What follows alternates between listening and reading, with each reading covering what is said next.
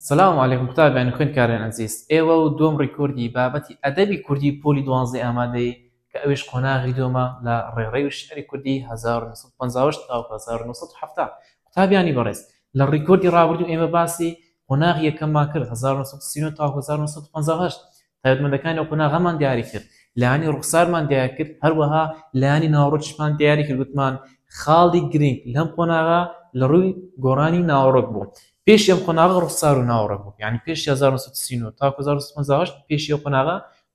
شعر لە ڕووی ڕوخسار و ناوەڕۆک گۆڕانی گەورەی بەسەردا هاتبوو وەچەند شاعیرێکمان هەبوو شاعیرەکانمان دیاری کرد و بەرهەمەکانمان دیاری کرد و ئەو ساڵەی هی بەشێک لە شاعیرەکان کە شعرەکانێکدا نووسی بوو دیاریمان کرد و ئێستا کانەش دێن لە قۆناغی دووەم چەند خاڵێکی گرنگ دیاری دەکەین تەمام قۆناغی دووەم قوتابیانی بەڕێز دوو ڕوودا و ڕوویدا لە قۆناغی دووەم ئەو دوو ڕوودا ڕاستەخۆ کاریگەری هەم بەسەر قۆناغی دووەم هەم بەسەر بای ڕووناکبیریەوە هەبوو یەکەم ڕووداوی شۆڕشی چاری تەمووزی 1950 دومیان شۆڕشی مەزنی ئەیلول لە 1961 ڕاستەخۆ کاریگەریان لەسەر بواری ڕووناکبیریەوە هەبوو دەڵێ لەگەڵ بەرپاربوونی شۆڕشی 1950 شاعیران دەنجی خۆیان خستە پاڵ ئامانجەکانی ئەو شۆڕشە ئاگداربە زۆر گرنگە هینا بێ دەگوت لە کام قۆناغدا شاعیران دەنگی خۆیان خستە پاڵ ئامانجەکانی شۆڕش دەڵێ لە قۆناغی دووەم 50 تا تاوەکو هەفتا ئەوە خاڵێشتر ئەوەیە دەڵێ شاعیرانی کورد دەیان شعر بۆ شۆڕش و سەرکردایەتی شۆڕش دەگوت تەمام لەم قۆناغەدا بۆ ئەوەی وەکو هاندانێک لەوە سەرکردە کوردەکان دوی خەڵک بیان ناسێتن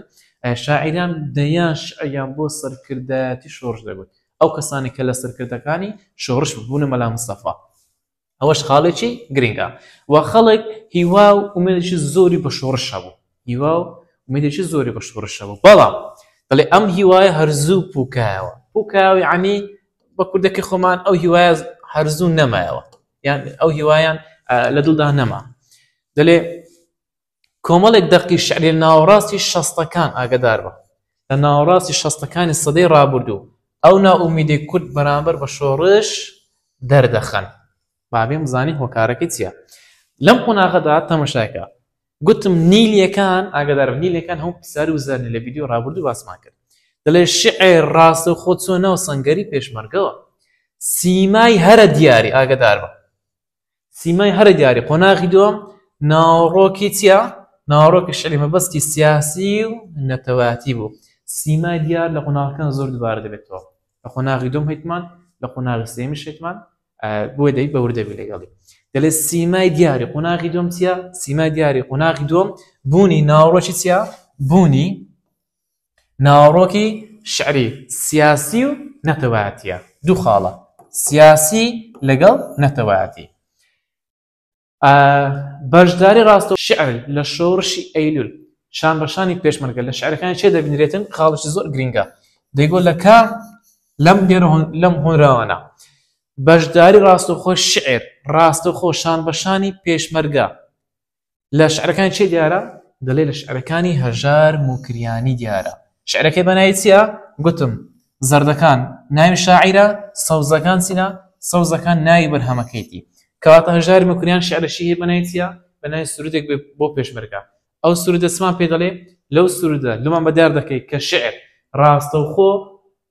لە شۆڕشی ئەیلول شان بەشانی پێشمەرگە بەشداری لە شۆڕشدا کردووە شعرەکە دەڵێت چ ئەوە نیوە یەکەم ناخوێنینەوە لە بەرۆی تۆزە کفری تێدا هەیە دەڵێ بۆ سەر بەخۆیت بە گیان و بەماڵ بە قوربانی تۆم زۆر لای ئازاد لە کۆڕی خەبات خوێنی خۆیان ڕشت زۆر شێخ و پیران لە زانا و ژیران خۆیاندا بەکوشت دەکرد لە ئیمتحانێ ئێرە لە بۆ بهێنێتەوە بڵێ ئەم نیوە دێرە بەکام نیوە دێر تاوا دەکرێت ئەو وەختە تو نیوەی پاش خۆی دەنووسی ئەگەر گوتی ئەم نیوە دێرە بەکام نیوە دێر تاوا کراوە نیوەی پێش خۆی دەنووسی دەکرێت ئێرە لە بۆ بکاتە بۆ شای دەکرێت ئێرە لە بۆ بکاتە بۆ شای کات خۆ لەموو ئەگەرش حازرکە لە ئیمتحانی وەزاری تەماشایکە ئەلێرە چییە وتمان ناوەڕۆکی نەتەواتیمان هەیە لەو خاڵیسمان پێ دەڵێ بایەخان بە خەباتی نەتەواتی چی کرد ئاسێ بەردەم شاعیرانی تەسک نەکردەوە بەڵکو چی بەڵکو فراوانتری کرد باوەشیان بۆ خەباتی گەلاین تری مافکورا کردەوە وەکو چێ بۆ نمونە کامران موکری ڕوو لە شۆڕشی جەزائیر دەکات دیلان پشتگیری شۆڕشی کۆنگۆ دەکات ئاگادار بە يعني ويا لم قناغي گرنگی بە خەباتی نەتەوایەتی دراوە باشە گرنگی بە خەباتی نەتەوایەتی دراوە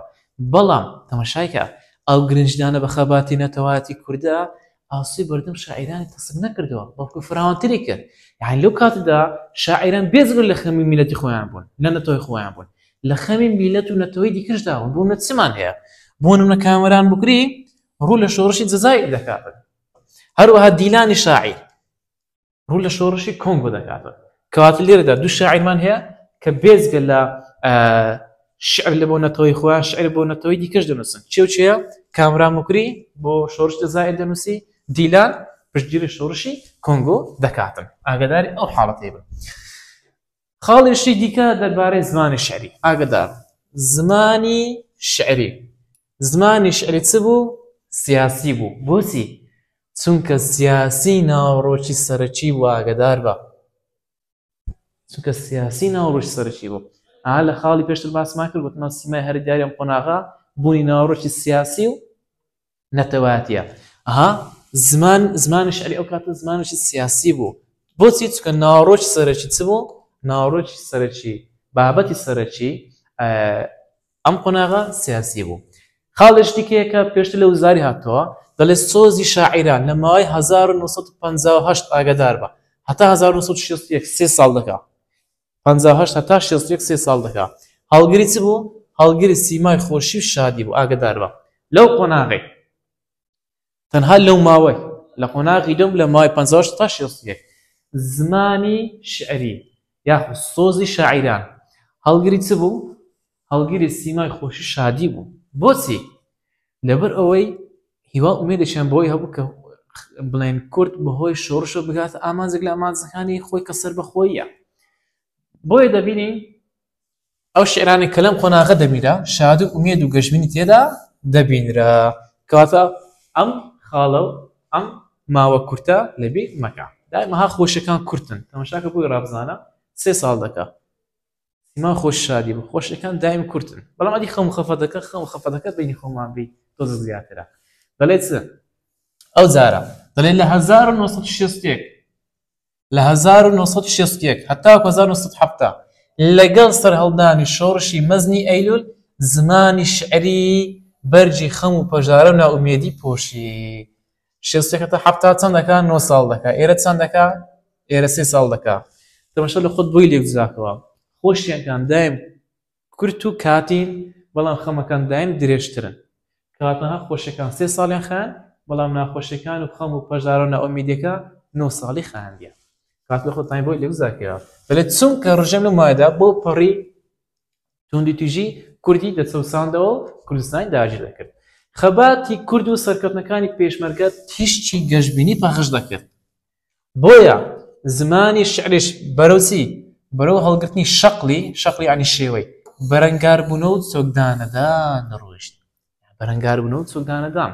یعنی وەیە لێرەدا شۆڕش سەری هەڵدایە شۆڕشی مەزنی ئەیلول بە سەرکردایەتی مەلا مستەفای بارزان زمانی شعری وێ خەم و پەژارە و ناومێدی تێدا دەبینرا هەروەها زمانی شعرەکەش جگە لەو توانەوە تایبەتمەندی زمانی شعری باز دەکەین بەرەو چ بەرەو هەڵگرتنی شەقلی بەرەنگاربوونەوە چۆکدانەدا دەڕۆیشت بۆیە دەڵێ بەم پێە شعر لەم سەردەمەدا ئەوەندەی مەبەستی گەیاندنی پەیامەکە بوو هێندە مەبەستی دەرخستنی توانستی زمانی شعری نەبوو یعنی شاعیران لەو ماوەیەدا ئەوەندەی دەیانویست کە پەیامەکەی خۆیان بگەینن ئەوەندەی نیەتیان نەبوو بووم لە بلێم شاعرە شا بە شام شەوکەتم و شعری دەزانەوە ئەو پەیامیان نەبوو ئەوان بەس دەیانویست پەیامەکەی خۆیان کە پەیامێک سیاسی بوو بگەینن دەمگەشتی بۆیە دەڵێ هێندە مەبەستی دەرخستنی توانستی زمانی شعری نەبوو خاڵێکی ترمان هەیە دەڵێت چێشی شعری بڕگەی بەکاردەهات چێشی شعری بڕگەی بەکاردەهات ئەوە یەک لەبیر مەکە ئەوان هەم دەستنە قالبی ڕوخساریەوە لە ڕووی سەرواوە سەروای مەسنەوی پێی دەڵێن زوود سەروە باشە چ بڵێ مەسنەوی چ بڵێ دوود سەروە هەردوو هەمە مانایان هەیە دەڵێ ڕووی چێشەوە چێشی بڕگەی بەکاردەهات لە ڕووی سەرواوە زوود سەروە یاخود سەروای مەسنەوی بەکاردەهات دەڵێ لای دیلان و قەدریزان شێوازی بەکارهێنانی چ سەروا تا ڕادەیەک گۆڕانکاری بەسەردا هاتووە شعر بەرەو قاڵبی ئازاد براون شعر بەرەو قاڵبی ئازاد براون ئاگادار بە دیلان هەم لە قۆناغی یەکەم هەم لە قۆناغی دوم هەوڵدا شعر بەرەو قاڵبی ئازاد باتن کە ئەو خاڵی لە بیر مەکە دیلان لە قۆناغی یەکەم لە قۆناغی دوم هەوڵدا شعر بەرەو قاڵبی ئازاد باتن تەمام هەروەها قەدری زانیشمانم قۆناغەدا هەیە خاڵیشتر دەڵێ ئەو هەوڵانی لەسەرەوە دراون کە بۆ ئەوەی ئەها گۆڕانکاری لە شعردا بکەن و شعر بەرەو قاڵبی ئازاد بن دەڵێ هەوڵی تاکە کەسی بوون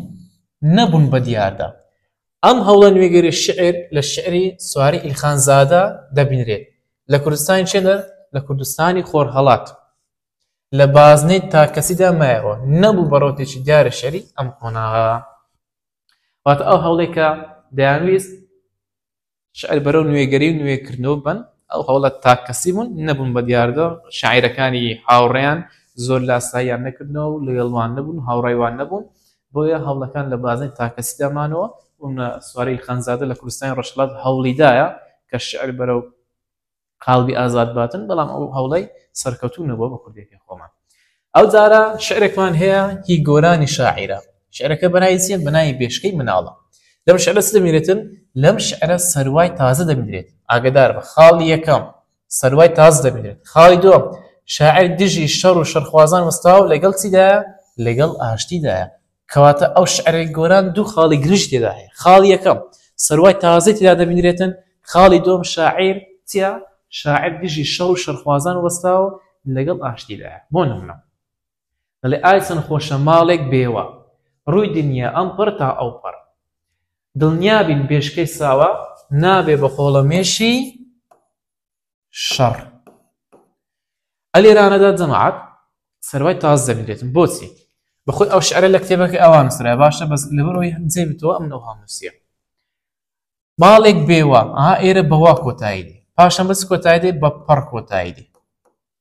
دوای بچ کۆتایی دێ بە ساوە پاشان ئێرە شەڕ پێشتە شعرەکان کوبوون جەماعەت پێشتە شعرەکە کاتێک ئەوها بوون ئەو نیوە یەکەمە بوونە بە دن کۆتایی دەهات ئێرەش بە دن کۆتایی دەهات باشە ئێرە ئەگەر بوونە بەون کۆتایی هاتبی ئێرەش بەون کۆتایی هاتی ئەوە زوو سەروای پێ دەڵێ لێرەدا بەڵام لەو شعرە نوێش دەکات لۆ چ شتەکە نوێ جەماعەت ئەگەر تەماشای بکەین شعرەکە ئەوها نووسرایە ئێرە وا پاشان پەڕ پاشان ئەلێرە وا ئەوزە شەڕ یعنی ئێرە لەگەڵ ئێرە یەک دەگرێتەوە ئێرەش لەگەڵ ئێرە یەک دەگرێتەوە کەواتە لەو شعرەی سەروای تاز دەبینرێتن ئەو سەروایە تازە لە ناو کووردا بەکار دەهات ئەوەش پێ دەڵێ زوود سەروا لێرەدا هاتینە کۆتایی بابەتی ڕێڕەی و شعری کوردی قۆناغی دۆم 1950 تا 1970 ئەو خاڵێک کە زۆر گرنگە لەم قۆناغە بیزانی ئەوەیە کە ئایا شعر بەرجی خەڵم پەژارە کەم کەی پۆشیوەتی هەروەها شعر کەی هەڵگیری بڵێن سیمای خۆششادی بوو هەروەها شعری بێشکەی مناڵ هیچەیە هەروەها لە شعرەکەدا دەبینرێتن هەروەها شعری سرودێک بۆ پێشمەرگە هیچەیە و هەروەها لەم شعرەدا چمە بۆ دیار دەکرێتن دەبێت ئەو قاڵان زۆر بەوردی بزانی سیمای هەرە دیارە ئەم قۆناغە چی بوو ناوەڕۆژ سەرچی ئەم قۆناغە چی بوو و هەروەها جگە لەوەشدا لە کام قۆناغدا شاعیران دەنجی خۆیان خستە پاڵ ئامانزەکانی شۆڕش ئەم خاڵانە دەکرێت وەکو پرسیارێک لای خۆت درستی بکەیت و بیان نووسیتەوە ئینجا لە کات تاقنەکاندا دڵنیابن کە زۆر بە ئاسانی بەبیر دێتەوە لە بیریان ناگەیت تا ڕێکۆردی قۆناغی سێم هەردەم شاد و سەرفراز و کامران بن. سلام علیکم ورحمة الله وبركاته.